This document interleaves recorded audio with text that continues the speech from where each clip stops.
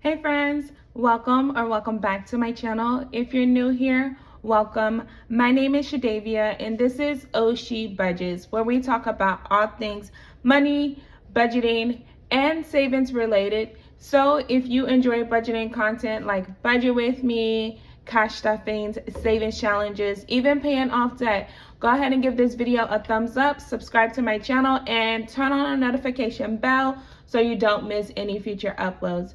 Now, I do upload on this channel every Tuesday and Thursday, so you can expect those two uploads per week for me. But by the title of today's video, you guys can see I am going to do my budget with me for the month of October. I am paid bi-weekly, so this is my first official paycheck this month, and so I'm gonna go ahead and break down my real numbers with you guys and kind of tell you my plan of action for the next 2 weeks. So if you're new to my channel, I do have a separate account that I put my mortgage, my insurance, and my phone into.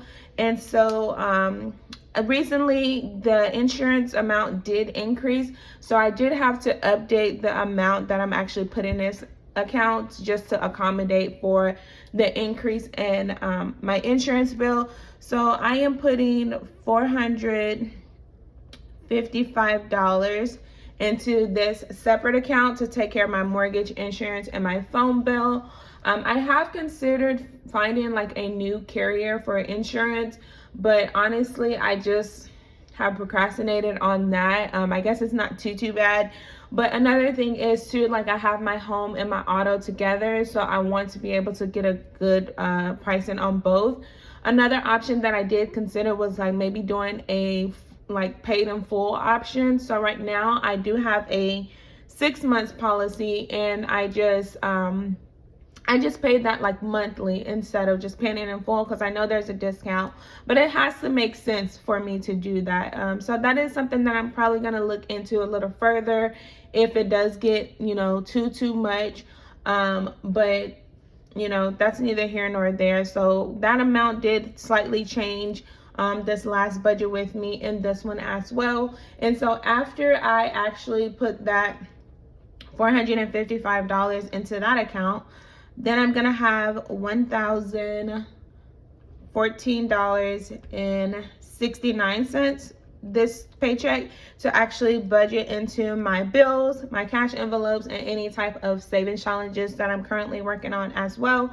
So I do budget bi-weekly for my car note, and that's gonna be $249, and I do that on a bi-weekly basis so that at the end of the year I can have that additional payment.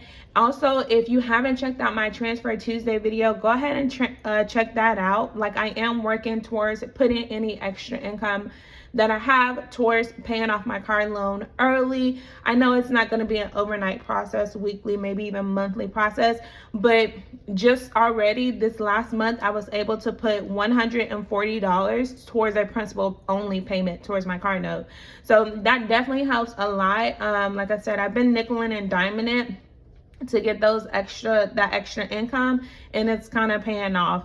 The next few bills that I have on here are subscriptions that I use for my photography business.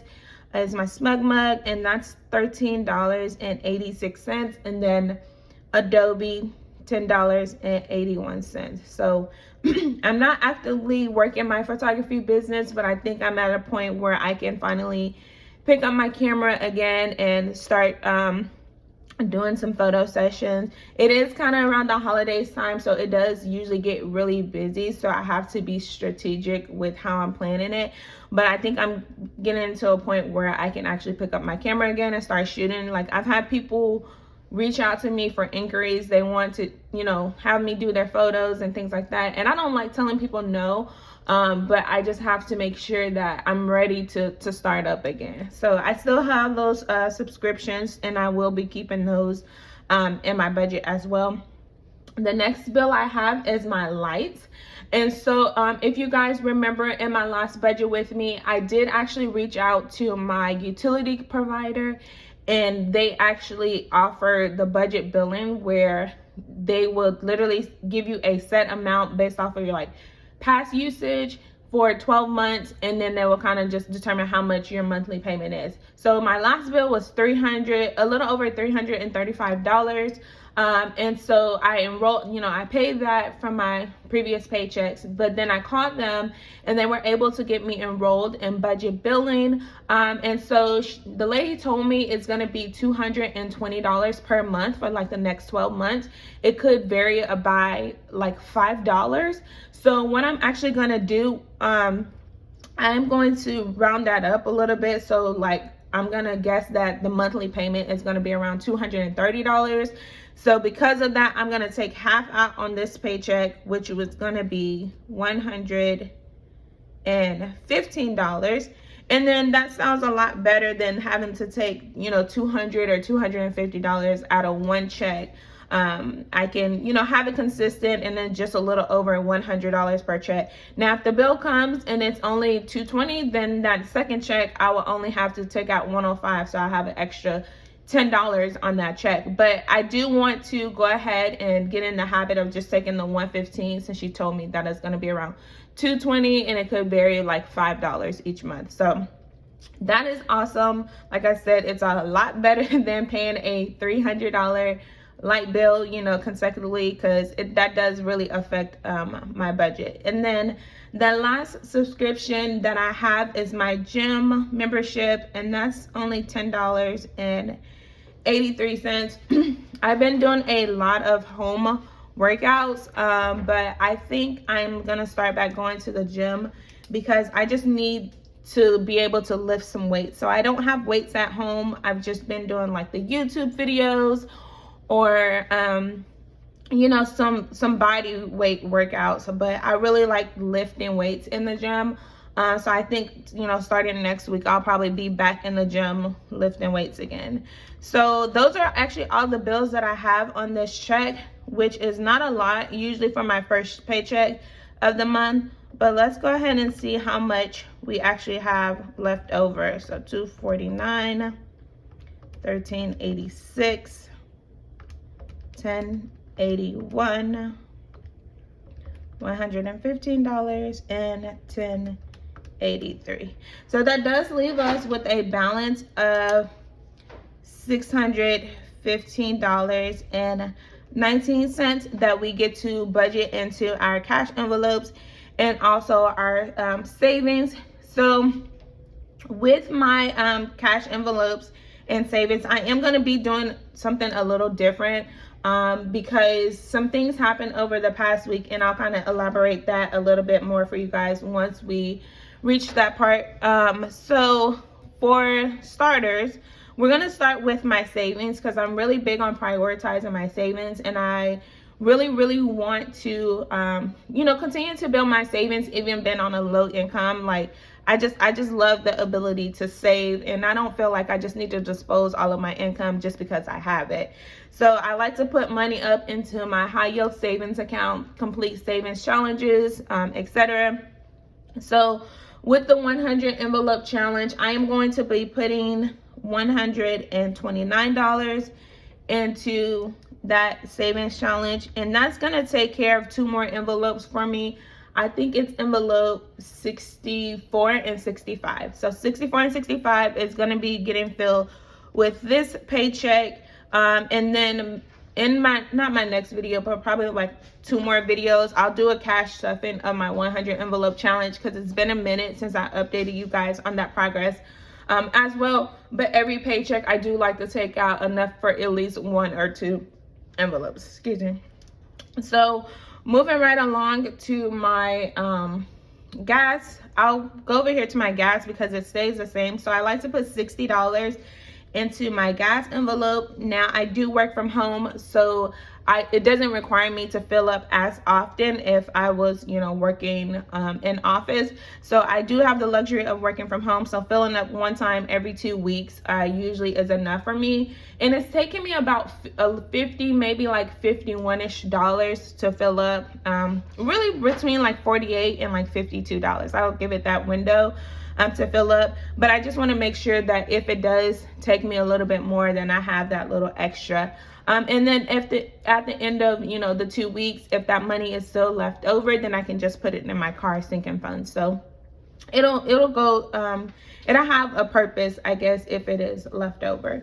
So the next category, I guess, that I'm going to be kind of budgeting for is going to be my Roth IRA. So every time I get paid as well, like, I like to buy at least one share. I'm not sure what is going on with like the market, but I did see that, you know, the price was going down, which to me means like that's the best time to start investing. I'm still new to investing, but I'm kind of like aware, I guess, of like, you know, okay, if this is red, then that means it's time to buy, because it'll eventually go back up unless, you know, something else happens. But so over the weekend, I saw that, you know, the price of the stock or whatever went down, and it was like the lowest that it had been since 2020. So I was like, oh my gosh, I need to hurry up and get paid so I can put some money into my stocks. And then obviously the weekend was over and it came back to the weekday and it went back up again. But I was thinking, like, if I had that extra money, then, you know, I would have been able to invest and then earn even more money. But nevertheless, I'm still gonna put money into my Roth IRA. So for this paycheck, I'm going to be putting $56.19 towards my Roth IRA account. So that's $56.19, and that's going to leave me with $430 to budget into like these remaining categories. So groceries, I usually budget $100 per week, and then my husband pays the next week. But what I'm going to be doing for this week that's coming up when it's my turn, so I don't know if you guys recall, but I have 2 Grubhubs that I have from work that are equal to $60, and then I also have a free pizza that I earned like forever ago with Pizza Hut. So what I'm actually going to be doing, I am going to be prioritizing those so I don't have to spend as much money, and I can just kind of buy the things with that, you know, get a free pizza. We'll probably have that on Friday. And then our busy days are Tuesdays and Thursdays. So I'll probably use a Grubhub Tuesday and Thursday, and then only cook Monday, Wednesday, and then we'll probably do something really, really small for Saturday. So because of that, I'm only going to be putting for groceries for next week $40. And I can tell y'all right now, $10 of that is going to actually be for a little variety snack pack, because when my kids get out of school, like, they like to have a snack. And so we have the little shoe organizer in our kitchen hanging over the pantry, and so everyone's name is labeled, and so we'll just put the snacks in their bag, and so that way, you know, we know that everybody is getting their equal amount of snacks. And then it kind of lasts us throughout the week. So then the remaining $30 will probably be, you know, some meat. So it just depends on what we need or what I decide to actually cook for those days. But I'm not worried about that tight budget at all. Like, we're notorious for making things work, so we're also gonna make it work next week. So then that's gonna leave us with $390. Now with household, I'm actually not putting anything into household, you guys. I know that sounds crazy, but I actually have about $35 in my Fetch rewards. And so if you don't know what Fetch rewards are, then it's just you scan, like, you get points for scanning a receipt when you buy certain items. Or if you know, like, it's different from Ibotta, because you don't have to buy particular items. Actually, you just scan your receipt. So if you go to the store and you buy something, just scan the receipt. Like, I never know how many points I'm gonna get, but I have accumulated over $35 worth of points. And so I'm just going to, this next 2 weeks, I'm just gonna redeem those points for some Walmart gift cards. And if we need anything for our household, then I'm just gonna, you know, go to Walmart. Especially the fact that, you know, Walmart has literally everything. And I feel like a lot of Walmart stuff is affordable, right? But if I need to get like a CVS gift card, like I can do that as well. So again, for this next 2 weeks, I'm actually going to be utilizing my Fetch rewards so that I don't have to come out anything from this budget to take care of that household. Then we have our family fund and our self-care. That's going to be left over. So for family fund, we're going to it's a free pumpkin patch, but I know they're going to have activities going on. So I want to make sure that I put some money aside for that. So I'm going to give $30 towards our family fund. And then that's going to leave us $360. And so my Christmas savings challenge is $225. And so since each little gift is actually worth $25, I'm only going to put $100 from this paycheck towards this challenge. I've already completed the Thanksgiving challenge. So now it's time for me to get started on Christmas. And thanks you guys for making me feel like, you know, I'm so behind on Christmas. Like so many people are telling me like, oh, I'm done shopping already. And I'm like, dang, like I'm trying to be done shopping in like July, like y'all. But nevertheless, I'm still saving for Christmas. We're doing a family trip anyways. So I haven't fully decided, you know, like what kind of gifts I'm gonna get the kids. It's not gonna be anything too extravagant. Honestly, they might just get one thing because the toys and things that they get, my kids are a little bit older, like they're gonna use them for like that week and then they're gonna be done with it. Let me know in the comments, like if your kids are the same way or what your plans are for this Christmas. Like, do you have a big list to get for or just a few items? Or are you guys doing like a family gift exchange? So let me know in the comments what you guys are planning for this Christmas. Now, I do have, so after I put that $100 into there, then I'm going to have $260 left, and then I'm gonna divide that amongst my self-care and my sinking funds. So my self-care, I have it outing on the 15th as well. It's actually the same day that I'm going to that pumpkin patch. So we're doing the pumpkin patch earlier that morning, and I'm gonna go out with some friends later that day. So I'm giving myself $50 for that. So minus 50, which leaves me with $210. And that $210, I'm gonna put another 50 in our sinking fund. So that is $50. So that's gonna leave me with $160 left to use for this paycheck. Now, I usually do a zero-based budget, but you guys, this last week, I actually had to take out over $800 from my emergency fund that I literally just built up. But without going into much detail, someone tried to steal my husband's Cadillac converter out of his truck. And so we had to pay for the car to get fixed and also buy the little shield, I guess, to kind of protect it from like things like that happening. So again, that took out $800, like $800+ from that emergency fund that I had just built up. So now I am in the process of rebuilding that at least to $1,000 again, because I had $1,500 in there, and then I took, you know, the $800. So I just want to get it back up to at least $1,000. So I'm not going to be doing a zero-based budget. I'm probably also, like any extra income that I get, I'm going to start putting it towards that emergency fund as well, and just kind of balance things out, because I want to make sure I have an emergency fund, but I also want to make sure that I'm staying on course with the financial goals that I want to accomplish. So again, that's going to be $160. Did I do that right? Let me just make sure. I don't think I did that right, but oh, that's right. So $160. I forgot to take off my gas from here, you guys. So I can't put 160. Okay, I can't put 160, but I can put $100. So that will take my emergency fund up to like $700. So I just need $300 more to kind of get it back to that 1,000 mark. so that I can just, you know, like get back on course with what I'm planning to do, which is pay off my car loan early.